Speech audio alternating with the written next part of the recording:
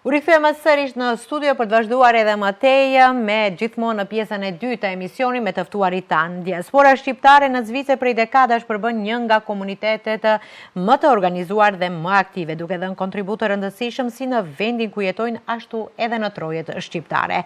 Përveç suksesit në fusha të ndryshme, një sfidë e vazhdueshme mbetet ruajtja e gjuhës, kulturës, traditave dhe vlerave fetare te brezat e rinj. Në këtë mision një rol të rëndësishëm luajnë xhamit, shoqatat kulturore dhe institucionet që punojnë për edukimin dhe forcimin e identitetit shqiptar. Për të folur më gjërësisht për jetën e shqiptarëve në Zvicër, sfidat e integrimit, e rëndësinë e ruajtjes së identitetit kombëtar e fetar, si dhe aktivitetet kulturore e botuese që zhvillohen në shërbim të komunitetit, sot kemi kënaqësinë të kemi të ftuarin Nehat Ismailin, imam në xhaminë e Bardh në Arburg dhe kryetari i Komisionit për Kulturë dhe Veprimtari botuese pranë komunitetit musliman shqiptar në Zvicër. Mirë se erdhët në emisionin e mëngjesit të Ritmi i ditës. Mirë se u gjetëm, faleminderit për ftesën, kënaqësia është e jonja. Atëherë, prej vitësh ju jetoni dhe veproni në Zvicër, duke qenë në kontakt vazhdueshëm me komunitetin shqiptar. Si ka evoluar ky komunitet ndër vite dhe si do ta përshkruani identitetin e tij sot? Realisht komuniteti shqiptar pas luftës dytë botërore, në thotë ka filluar emigrimi i krahut të punës prej ta quaj shtetit turk, pastaj veriut të Afrikës, dhe ka shviqet 70-80 fluksi më i madh i punëtorëve, në thotë shqiptarë të cilët kanë shkuar atje për siguruar kafshatën e gojës. Vitet 90 kanë filluar që të sjellin familjet e tyre dhe prej atij momenti, në thotë vitet 90 shqiptarët realisht kanë menduar që të sigurojnë fëmijëve të tyre, në thotë edhe një vend në cilin ata do të zhvillojnë idenë për kombin, idenë për Zotin, për cilin e trashëgimis kulturore, sepse e kanë ditë se tani duhet të mendojnë paksa më ndryshe. Edhe vitet ta quaj ka fundi i viteve 80-ta, kanë filluar që të themelohen qendrat e para. Në të qendra e parë e themeluar ka qenë në vitin diku 1987-88 në qyri të Zvicrës, ndërka që blerja e objekteve të para ka filluar vitet 90, dhe nuk kanë shkuar 7-8 vite shqiptarët, duke u nisur nga premisa që duhet të ruhet gjuha, kultura, tradita, trashëgimia, kanë filluar që shkëputën, sepse deri atëherë kanë kryer rritet fetare në xhamitë turke, xhamitë arabe, faktikisht nuk ka zhvilluar në gjuhë të huaj, ka qenë e panjohur si gjuhë.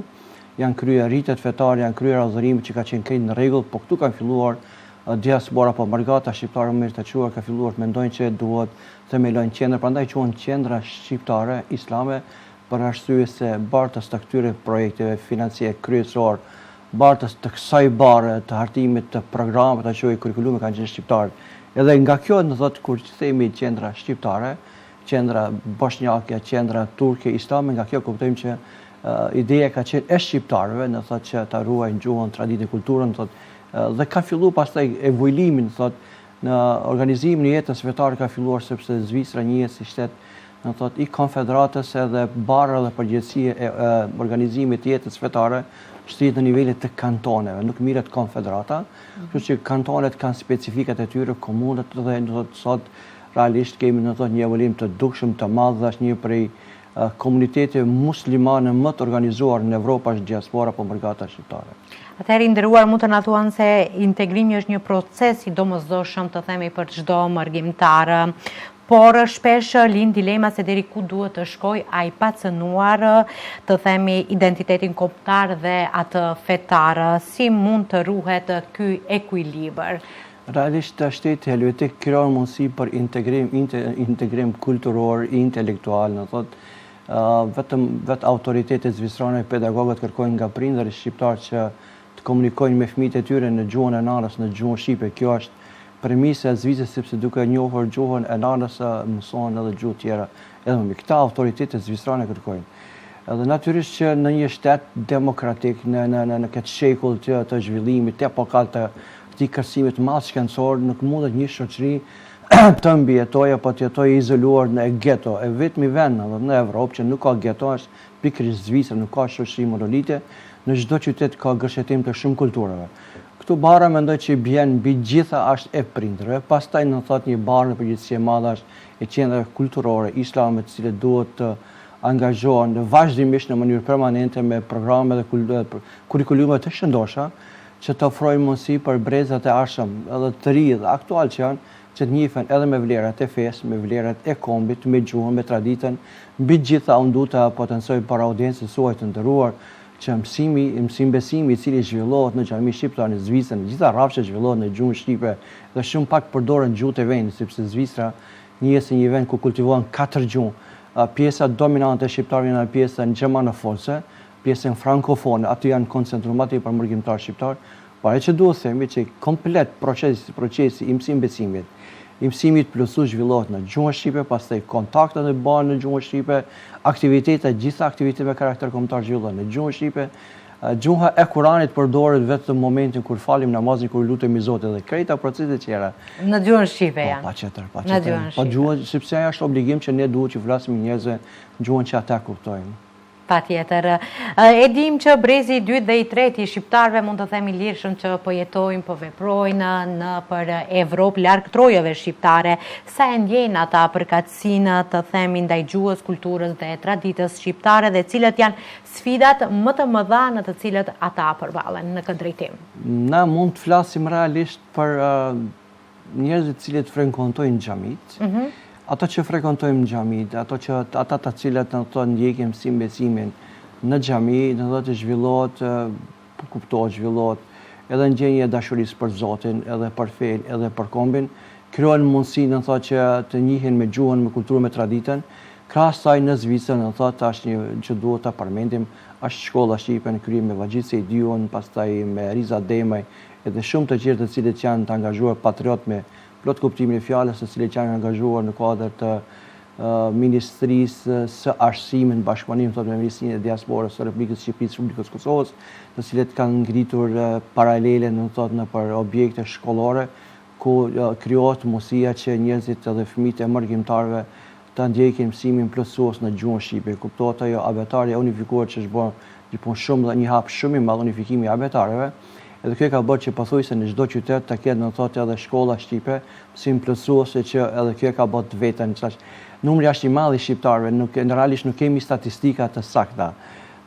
Dikom regjistrimet e fundit që kanë qenë sipas entit të statistikave vitin 2025 mbi 300-350.000 që ka shku numri, po kemi shumë shqiptarë të cilët janë të naturalizuar, shumë shqiptarë të cilët kanë marrë pasaportë, ato nuk hinë këto grafika, nuk kemi një shifër. Megjithatë, në proporcion me numrin e madh të shqiptarëve dhe proporcion numri atyre që ndjekin mësimin në gjuhën shqipe është një diferencë shumë e madhe. Edhe po ashtu edhe mund të themi kjo vlen edhe për xhami, kështu që bukur një numër i madh i fëmijëve shqiptar jesin, nuk e ndjekin, nuk i krijojnë hapësirë dhe mundësi që ndjekin mësimin në gjuhën shqipe dhe mësimin plotësues në mësim besimit. Kjo mund të më qenë një handicap që realisht ne kemi drotë që mundet që kombi shqiptar në perëndim t'i vinë në shtënë pikpyetje më stash Zotin, edhe asimilimi dhe shkombëtarizimi disa institucionet, qofshin ato fetare, qofshin laike dhe profane, nuk gjejnë një gjuhë të përbashkët, nuk ndërtojnë kurikulume që për një me të punohet, sepse ne nuk mund ta dimë për fëmijët tonë. Tani ka handicap. Handicap është për arsye se shumë pak komunikohet në gjuhën shqipe, në ambiente familjare. Pse po them këtë? Për arsye se nxënësit të cilët regjistrohen në xhami gjatë zhvillimit të intervistave me prindërit, e shohim që kanë ngecje, kanë probleme, kanë mungesë të njohurive elementare. Për shembull, përkatësia e tyre, përkatësia gjeografike, vendi i origjinës, brezi i dytë, i treti, sikurse më herët që kemi mësuar emri i gjyshit, i stërgjysh, katërgjyshit, i kanë këto probleme. Kanë probleme shqiptimin e gjermave dhe mendoj që duhet me të vërtet punë shumë serioze dhe na pret neve shumë një punë e madhe, na pret që ta ruajmë dhe ta zhvillojmë ndjenjën e patriotizmit dhe kjo band me programin tonë bashkëpunim diasporë, vendlindje, institucione akademike, këta këto kur bashkohen të forcë besoj që do të dalin. Patjetër, ju jeni edhe imam në xhamin e Bardh, ashtu mos gaboj, në qytetin Arburg. Mund të na thoni se cili është roli i kësaj xhamie, se cilët janë aktivitetet që bëni në kuadër të xhamisë, përveç lutjet, faljet që bën çdo musliman, por me çfarë aktivitete tjera shqiptarët e diasporës që jetojnë në këtë qytet kanë mundësinë për të parë aty? Realisht xhamia e Bar në Arbok, sikur se xhami tjera si motë që në Zvicër dhe gjithandej në diasporë, krahas shërbimeve fetare që ofron që njerëzit të kenë komoditet në kryerjen e adhurimeve, obligimeve, të frekuentojnë xhamin. Xhamia ofron një ngrohtësi shpirtërore, xhamia në diasporë, xhamit përgjithësi nuk luajnë rolin vetëm me kryer namazin dhe lutjen, por xhamit në diasporë në përgjithësi në Mërgat kanë në thotë edhe dimensione kryesore, është dimensioni edhe social, dimensioni edhe kulturor, dimensioni human. Dimensioni social sepse trit bashkohen aty, takohen, gjatë fundjavës organizohen lojra të ndryshme, xhamit kanë këto komoditete, kanë këto hapësire, jo biljard, jo ping-pong. Dallojnë, më falë që po ju ndërpres, dallojnë domethënë nga xhamit e tjera këtu në vend që jemi ne këtu në Maqedoni. Ata janë më tepër qendra se sa xhami, do të janë qendra kulturore islame shqiptare. Edhe ne thotë kemi vend strehim atë vend ku drejtohemi gjithë.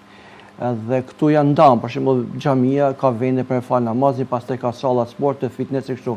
Në xhami ne mundohemi të qendra mundohemi të integrojmë edhe këta xhamit pothuajse kanë krijuar këto mundësi, janë qendra të quaj qendra sociale, ku njerëzit ofrohen, zhvillojnë kontakte, pastaj qendra humane ta quaj, kur paraqiten në diasporë ose në vendlinje situata për projekte humanitare, vërshime, tërmete në diasporë organizohet, sjellin të ardhur, sikur si ka qenë rasti i vërshimit në Hasanbek 2016, pastaj rasti Kumanovës 2015, rasti Tetovës, vërshimi Tetov, tërmete dhe ndryshme, gjithandej në për të botë, në xhami shqiptare në Zvicër, organizojnë në thotë edhe kësifar aktivitete humanitare që kanë sjellë shumë të majme.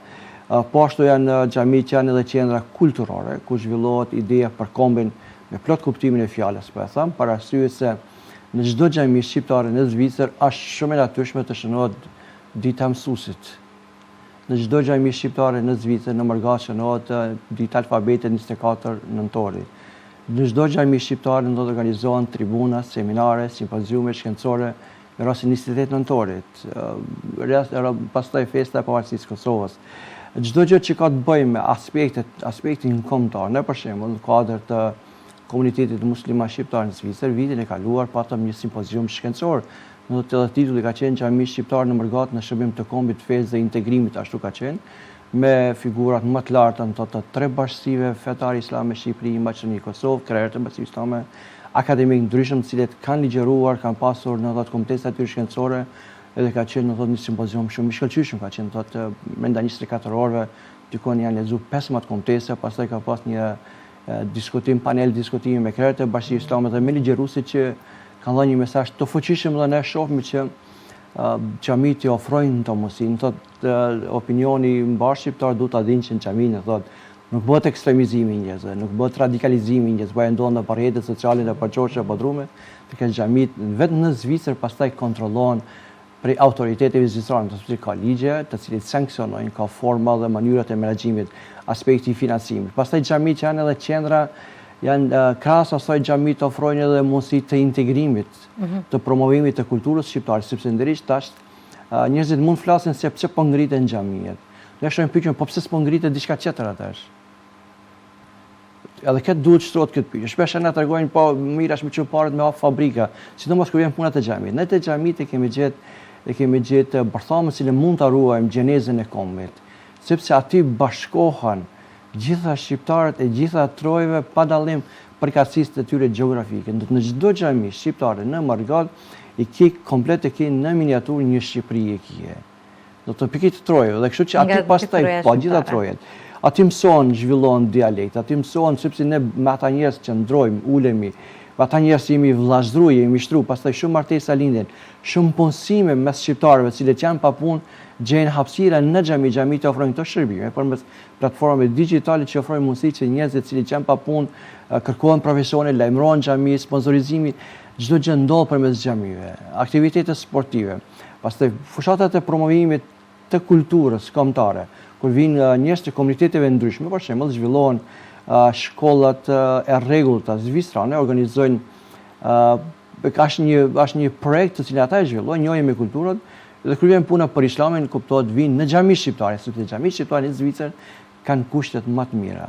edhe pastaj vinë nxënës të kulturave ndryshme, traditave ndryshme, edhe aty flitet për kulturë, sepse momente që në xhami është për shembull flamuri kombëtar, shfaqet flamuri i kantonit, flamuri i qytetit ku jemi atje.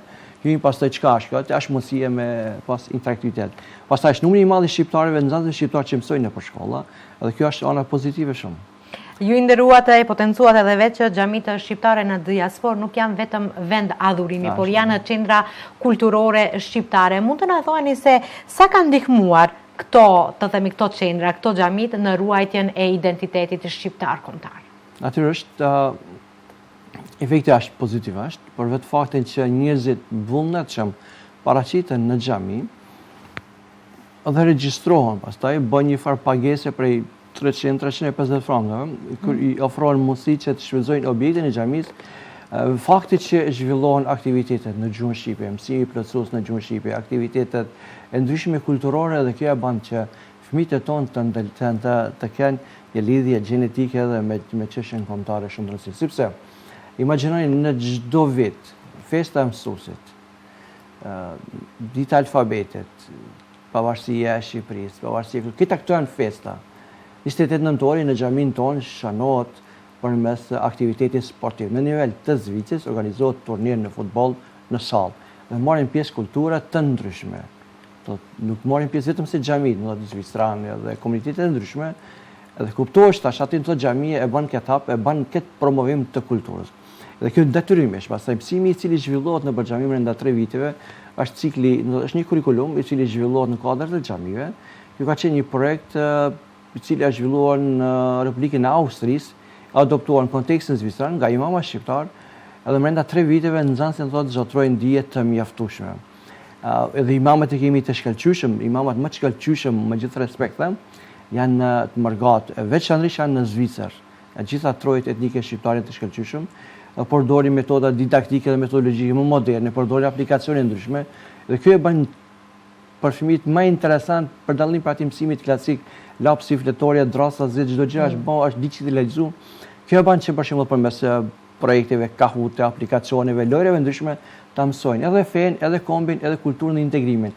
Ne mundohemi në diasporë që përmes xhamive, të cilat janë në Mërgat, të fëmijët të mbjellmi 3 identitete, atë fetar, atë kombëtar mbi të gjitha dhe integrues përkatësisë 3 në 1 të themi. Patjetër, sepse ata jetojnë atje, duhet të dinë specifikat dalluese të komuniteteve të ndryshme, vetëm duke njohur njëri tjetrin, ne mund të bashkëveprojmë dhe që të jetojmë në paqe dhe harmoni. Dhe jo duke urrejtë vjen si zakonisht si pasojë e mosnjohjes, si pasojë e rezerva, si pasojë e paragjykimeve. Dhe paragjykimet, mosnjohja, këto krijojnë pastaj shoqëri paralele. Ne nuk dëshirojmë Zvicra të kemi shoqëri paralele, dëshirojmë të kemi një shoqëri, një komunitet i cili është integruar. Jeni të bindur që komuniteti shqiptar në Zvicër është një prej komuniteteve më të integruara, të cilët kanë akses dhe janë reprezent edhe në gjykata, edhe në spitale, udhëheqjen spitale shqiptar, që janë mjek më shkëlqyeshëm me shqiptar, në sport, në reprezentacionin e Zvicrës keni shqiptar. Pothuajse do ta kishte problem me komunikuar nëse s'din shqip atje, sepse gjuha e pestë e cila folet më shumë në Zvicër është gjuha shqipe. Me të vërtetë? Kjo që ka lajm kështu. Po është gjermanishtja, është frëngjishtja, është italishtja, anglishtja, pastaj gjuha shqipe lirisht mundesh me llogaritat e. Edhe atë rënditet. Ose romanishtja pak flitet, gjuha kata është zyrtare, romanishtja po pak flitet, anglishtja flitet më të madhe, po gjuha shqipe tani për shembull. Rënditet e pesta. E pesta lirisht mund thuar. Ju drejtoni edhe Komisionin për Kulturë dhe Veprimtari Botuese pranë komunitetit musliman shqiptar në Zvicër. Cili është vizioni juaj për promovimin e kulturës islame dhe trashëgimisë shqiptare përmes botimeve dhe aktiviteteve kulturore? Realisht ky komision ka dalë para një vitit, është në vazhdimsi një komisionit më që ka qenë, por është zhvilluar, ka marrë formë, para një vitit ka marrë formë. Ideja e këtij komisionit është të thotë që mirët intensivisht me promovimin e kulturës dhe traditës, përmes aktiviteteve, dhe ky komision ka organizuar, për shembull, ka qenë një projekt, po i Ramazani ka qenë me 30 ligjërues gjatë Ramazanit, me 30 fytyra të reja me predikime. Ky komision ka përcaktuar para vetes disa një prej prioriteteve është botimi i literaturës në gjuhën shqipe nga autor shqiptar, autokton, të cilët edhe jetojnë në Zvicër, veprojnë në Zvicër, veprojnë në Mërgat, çdo gjë që është shqiptare, ka autor shqiptar do të botohet. Pavarësisht në thotë a ka të bëj me fenë, me kulturën, me traditën, në të ideja që të bëjmë promovimin edhe imamëve, teologëve, sektorit civil përmes veprave, përmes botimit.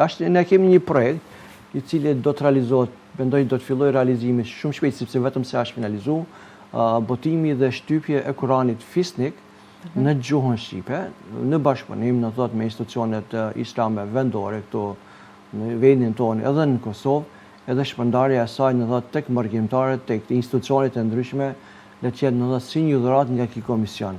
Ajo do që jetë në formë të vakufit, ku njerëzit do të participojnë. Bashkia Islame e Kosovës na ka dhënë të drejtën që ta shfrytëzojmë përkthimin e Sharif Ahmetit me komentim dhe teksti arabisht, do të jetë me një dizajn të shkëlqyeshëm, do të promovohet tash pas pushimit në disa xhami në Zvicër, dhe njerëzit do njoftohen në mënyrë që gjithë parti. Ky është një prej atyre projekte. Projekte tjera organizimi i simpoziumi, i trizave shkencore, i konferencave shkencore, të cilat për shembull do të diskutojmë një prej këtyre konferencave shkencore që do të bëhet vitin e ardhshëm, do të jetë për shembull roli i imamit në diasporë në kontekstin për shembull bashkëkor, në kontekstin e zhvillimit të IT teknologjisë, sepse shumë gjëra kanë evoluar, pastaj e kemi bërë edhe lamshe kemi bërë, na imam që kemi bërë lamsh për pollatës dhe kanë siklet, s'po din ka me shku, kujt mi besu që tek, edhe dëshirojmë që së bashku me institucionet akademike t'i vendojmë në binarë disa thënie të nxjerrmi, pastaj përkthimi atyre veprave. Është tash një vepër e cila do të votohet, është autori Bashim Aliu, është doktor Bashim Aliu, që ka bërë një vepër për xhami shqiptare në Mërgat, është një vepër e mrekullueshme, e që do të jetë si arkiv, sepse deri ta quaj para një kohë, ne nuk kemi pas dokumente të regjistruara dhe të shkruara. Not ligjërata që marrin aktivitetet janë pasqyruar në rrjetet sociale, por nuk ka dokument rrjetet sociale. Dhe ato nuk kanë qenë të etabluar, strukturuar në aspekt metodologjik dhe shkencor në një libër. Tani kjo po bëhet inshallah me kalimin e kohës, shumë shpejt do dalë një vepër. Ky komision e ka këta promovimin e kulturës, gjuhës dhe traditës tek të tjerat, sepse ne jetojmë mesin shumë kulturave, edhe ne dëshirojmë që shqiptarët të flasin për shqiptarët. Deri para 15 viteve për shqiptarët kanë folur arabë. Sepse arabët kanë qenë pakicë, por kanë qenë një pakicë e zhurmshme. Edhe autoritetet vendore dhe të tjera çdo herë kanë marrë si referencë. Dhe ka që arabët vinë prej Marokot, prej Algjerisë, shpesh të ndikuar nga politika dhe ideologjitë të ndryshme, dhe kemi kërkuar për shqiptarët të flasin tani këto që shqiptarët të flasin. Kur është puna sa i përket aspektit të vetë, sepse këtë duhet ta potencojmë. Jo gjithë shqiptarët në Zvicër janë musliman dhe jo të gjithë shqiptarët janë nëpër xhamia. Kemi shqiptarë që janë të besimit musliman, të besimit katolik, të besimit ateist, agnostik, pa përcaktuar, dhe ne kemi të drejtë të flasim vetëm për shqiptarët që frekuentojnë xhamin në numri i tyre, dhe s'kemi drejtë të flasim për të tjerat. Edhe kur bisedohet për çështjen e besimit, kuadër të komuniteteve muslimane zvicër, shqiptarët flasin në zërin e tyre dhe askush për shkak të këtyre specifikave dalluese që kanë shqiptarët. Mund të na thoni se sa ndikojnë në libri përkthime dhe aktivitetet kulturore të themi në edukimin e brezave të rinj dhe në forcimin e lidhjes së tyre të themi me rrënjet shqiptare? Natyrisht libri ka efektin e vet, pavarësisht zhvillimit teknologjik, asnjëherë as iPad-i, as laptopi, as gjë nuk e zëvendëson librin. Ndryshe është kur e shfleton kur e merr në dorë një libër. Po librin ndryshe tash. A mund zbet? Po, në të ka kalu çdo gjë, ka kalu aspektin digital, për studentat, për studiusit, për teologët, aspektin digital e ka bët vetën, por librin ne asnjëherë nuk do të hezitojmë që të botohen libra, broshura, tekste, të shpërndahen, të krijohen biblioteka, sepse çdo shqiptar në perëndim duhet ta ketë bibliotekën e tij personale. Nëse nuk ka një familje biblioteke, ajo familja do të kërcënohet nga asimilimi. Ne në këtë mënyrë pastaj e ndihmojmë financiarisht edhe botimin e mëtejshëm, ribotimin e librave. Shumë libra nuk ribotohen shkaku që ato nuk blihen. Nëse ato nuk blihen, nuk krijojnë fonde shtëpive botuese në këtë mënyrë që ata të zhvillojnë aktivitete. Edhe mund vimi një kohë që të shohin edhe shtëpitë botuese. Ne jemi dëshmitar që shumë gazeta prestigjioze po shohin kohën e fundit, siç kanë kaluar në aspektin digital, por librin na nuk guxojmë asnjëherë me kalu këtu. Pavarësisht për shembull, a ndiqet apo nuk ndiqet.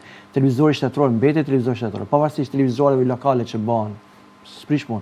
Në Zvicër ka pas referendum, ka pas ide që mos sponsorizohet televizori shtetëror, sepse nuk përcillet, ka kalu çdo gjë ka kaluar me 1 minutë ka kaluar. Po ajo ka mbetë televizor shtetëror, vetë popullata ka një vedi, thotë kjo mbetet, edhe kjo nuk guxon të shohet. Edhe gazetat prestigjioze. Po edhe librat, ne e shohim shumë transition, e shohim si urë për brezat, sepse aty dokumentohet e kaluara jonë, historia jonë, trashëgimia jonë, e ardhmja jonë, aty pasqyrohen idetë dhe koncepte se si mund si kom të komunikojmë me vetë. Dhe ka që nëse mendojmë që aspektin digital është shumë e gabuar. Është e damshëm aspektin edhe për sytë, për koncentrimin dhe për shëndetin. Patjetër, kam disa gjëra, për shembull, edhe teknologjia ka bërë vetëm, jemi të vetëdijshëm për atë pjesë, por edhe rrjetet sociale, të themi, e bëjnë punën e tyre, po sido që të jetë libri, do të ngelet ai libri. Ka studime, se më bani ju kërkojnë ndjesë. Jo, nuk është ndërprej ka studime serioze që në perëndim dëshirojnë prapë t'i kthehen formës tradicionale, në thotë përmes lapsit dhe fletorës.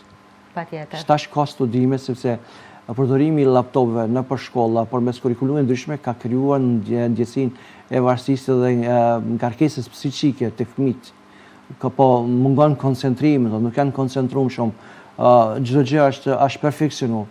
Edhe dëshirojnë ideja që prapë të kthehen aty ku kanë qenë. Pikërisht. Unë mendoj që nuk është vetëm tek fëmijët, por është edhe tek të rriturit, se edhe ne jemi bërë disi në teknologji. Kemi haruar lapsin, fletorët, gjithçka bëhet nëpërmjet këtyre gjërave teknologjike. Sa i rëndësishëm është edhe bashkëpunimi mes institucioneve, të themi, fetare, shkollave shqipe, shoqatave kulturore në diasporë për ruajtjen e gjuhës dhe identitetit, të themi, shqiptar, por edhe atë fetar. Ashtë shumë thelbësor, sinqerisht.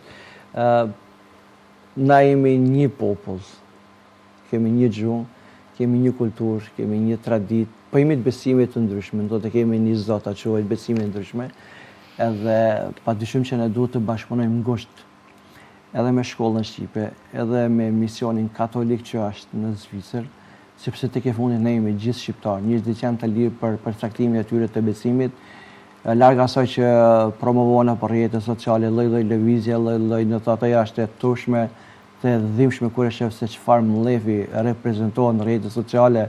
Unë nuk besoj që ata që shkruajnë në rrjetet sociale janë shqiptarë, nuk besoj që kanë gjak shqiptari, sepse një gjaku, një shqiptar i vërtet nuk e fyn vllahun e tij shqiptar për nga gjuha, kultura dhe tradita. Kjo që e shoh mendoj që janë elemente të shërbimeve të huaj që flasin dhe shkruajnë shqip. Njerëzit janë të lirë të besojnë, njerëzit kanë të drejtë të diskutojnë për vërtetësinë e besimeve, por nuk kanë të drejtë të fyjnë besimet. Edhe në këto mesazhe i përcjellim në xhami. Pastaj bashkëpunimi me institucionet akademike dhe shkollore të shkollën shqipe është obligim i domosdoshëm. Ne duhet ta ndihmojmë procesin për arsye se në Zvicër krijohen mundësi që fëmijët e shqiptarëve të ndjekin mësimin plotësues në shkolla. Për shembull ditëve të brenda javës, të mërkurave, të enjteve, varësisht se mësuesin, të ka nxënësit që ndjekin mësimin në xhamia ndjekin ditën e shtunë dhe diell. Do të janë të grupeve të ndryshme, të niveleve të ndryshme. Edhe mendoj që këtu nuk ka asgjë të keqe që fëmijët të ndjekin edhe besimin në xhami, po njëkohësisht edhe që kanë obligim, mendoj që kanë obligim të ndjekin mësimin plotësues në gjuhën shqipe. Edhe kjo vend duhet patjetër të vijë në sajt të një bashkëpunimi.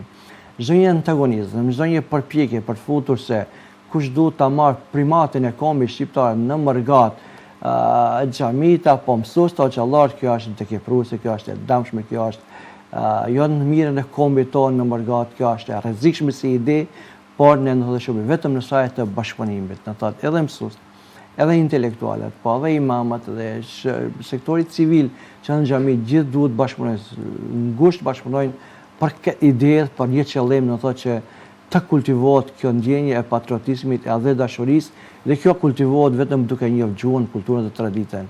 Sepse ekziston thashë sinqerisht rreziku të një pjesë e madhe që nëse ftohen, mos thosh Zoti ftohen, edhe shkëpusin pastaj lidhet me vendlindjen. Nëse shkëpusin lidhet me vendlindjen, çdo gjë ka marrë fund.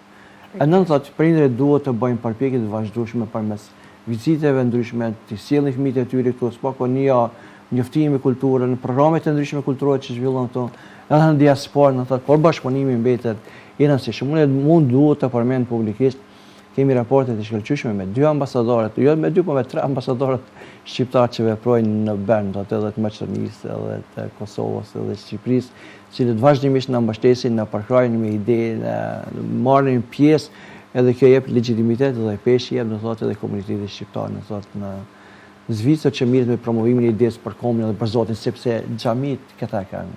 ideja për kombin dhe për Zotin është e pandashme në xhami shqiptare në Zvicër. Dhe kjo është për të përshëndetur edhe nga ana e ambasadorëve të cilët veprojnë pikërisht në qytetin aty në Zvicër apo në vendet të Evropës. Mund të na thuani se ekzistojnë projekte të përbashkëta, të themi me institucionet fetare dhe kulturore, qoftë në Kosovë, Shqipëri dhe Maqedoninë e Veriut. Çfarë frytesh kanë dhënë këto bashkëpunimet? Mund të na thoni, ju e potencuat edhe pak më herët që keni një ndër projektet me përkthimin e Kur'anit, një libri të shenjtë, që keni marrë edhe të drejtën autorialet nga Kosova, nga autori për të botuar këtë përkthim këtë libër. Kjo është një projekt, ka pas edhe projekte vazhdimisht të merren, për shembull projekti kanë qenë projekte për organizimin e seminareve shkencore, pastaj asistenca atyre me ide konkrete se si mund të realizohen konferenca shkencore, disa tema të caktuara, kanë dërguar ligjërues, vazhdimisht dërgojnë pastaj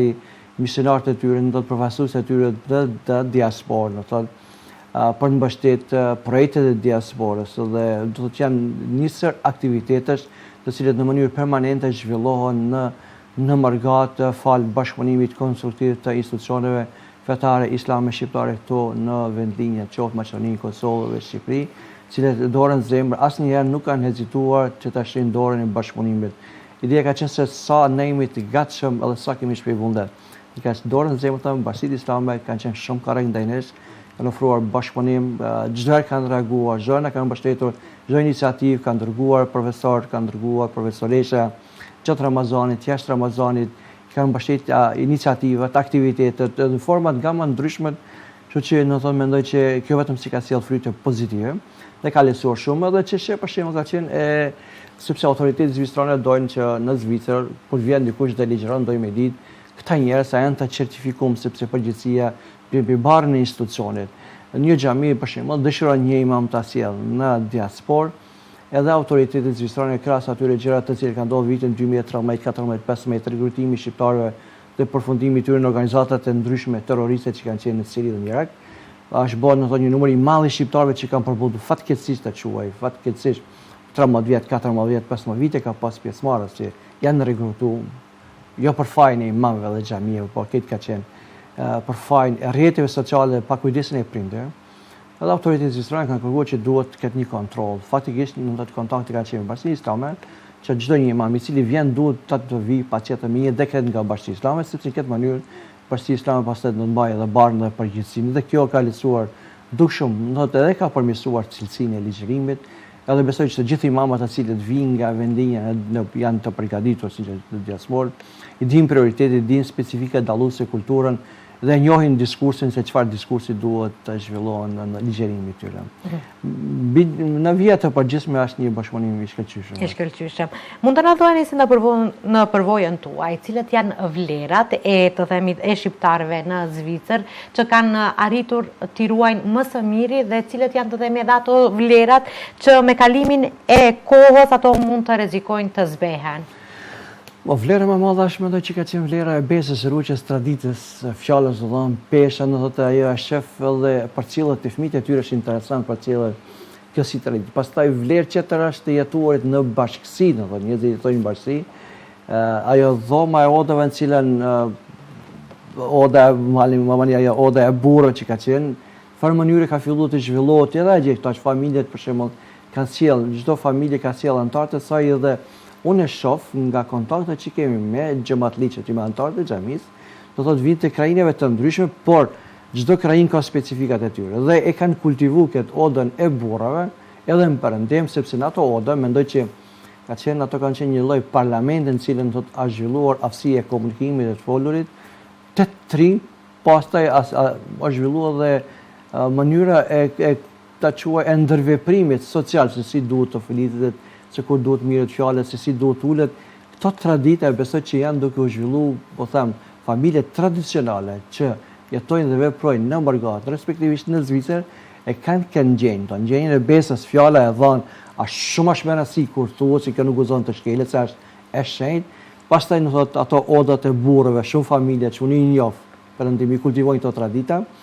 Edhe unë e shoh vërejt të fëmijët e tyre pastaj, të cilët janë pjesën, i kam diku 100 4 nxans, do të kemi çdo vit, të cilën ndjekim me disa cile, e shoh që ato fëmijë që jetojnë këto bashkësi në odën e burrave rriten, aftësinë e komunikimit e kanë, aftësinë pastaj janë emocionalisht janë më zhvilluar prej moshatarëve të tyre. Kjo është një vlerë. Dallojnë kanë po, dallojnë, është vërtet që dallojnë. Tani a mund zbehet kjo? Mund zbehet, po. Zbehet zakonisht varet për shembull nëse dy prindërit angazhohen me punë fizike, edhe fëmia edukohet pastaj në çerdhe ndryshme ku nuk ditë kush është pedagoge e tyre, ata mund për shembull të absorbojnë vlerat të cilat bijnë dash me vlerat dhe kulturën të traditës tonë. Pikërisht. Shpesh thuhet se diaspora është ura e fortë, themi, lidhëse mes shqiptarëve dhe atheut. Mund të na thuani se si mund të forcohet edhe më tej kjo urë, jo vetëm në aspektin ekonomik, por edhe në atë kulturor, arsimor dhe shpirtëror? Mendoj me programet në aspektin kulturor edhe shkencor janë krijimi mundësisë për arsimimin e gjeneratave të reja në diasporë, ka nevojë sepse është një brez i imamëve të cilët kanë arritur vitet 50, ndoshta 5 vite, 6 vite, 7 vite janë para pensionimit, në thotë, nuk besoj që dikush mund ta amrisë sepse shumë pak më rrin 60-ën.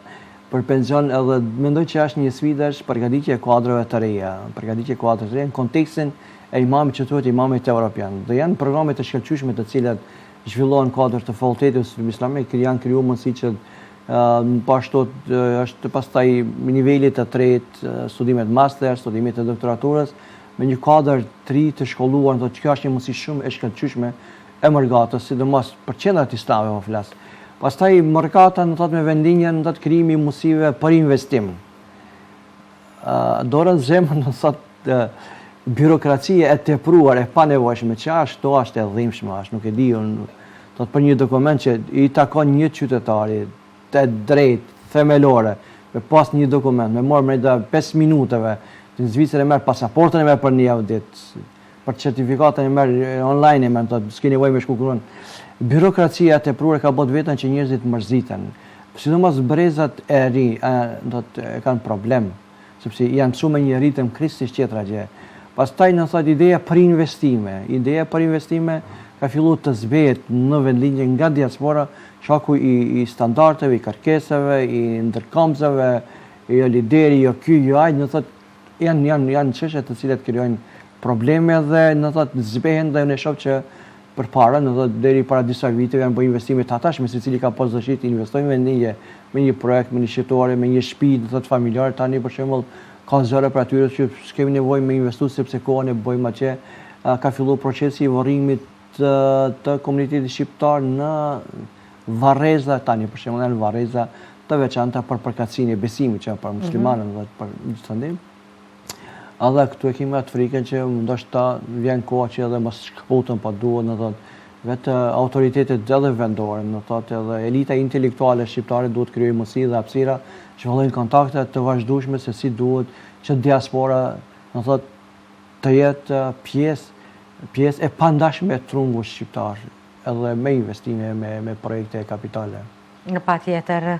Në fund, cili është mesazhi juaj për shqiptarët të cilët jetojnë dhe veprojnë të themi në Evropë në mënyrë të jetë shembull i mirë në vendin në të cilin ata jetojnë pa humbur identitetin, gjuhën, kulturën të themi, por edhe besimin e tyre? Unë për ju tham një punë shqiptarëve, vëllezërit mi edhe në diasporë, edhe këtu, nuk kanë nevojë të binë prej e propagandës agresive, propagandës e cila është e orkestruar se në xhamit që janë mbetje turko-mongole, ku e di çfarë që çfarë budallakie, po xhamit që janë shtëpi të Zotit, njerëzit atje shkojnë me shumë dinjitet, në xhami nuk shkojnë njerëzit pa shkollë, në xhamit në mërgat shkojnë shumë intelektual, ne zhvillojmë aktivitete nga më ndryshme në xhamit shqiptare, atë që ka shumë seminare shkencore, ka shumë tribune shkencore, dhe pathuajse 90% e tribuneve shkencore në xhami shqiptar Mërgat kanë bëjnë me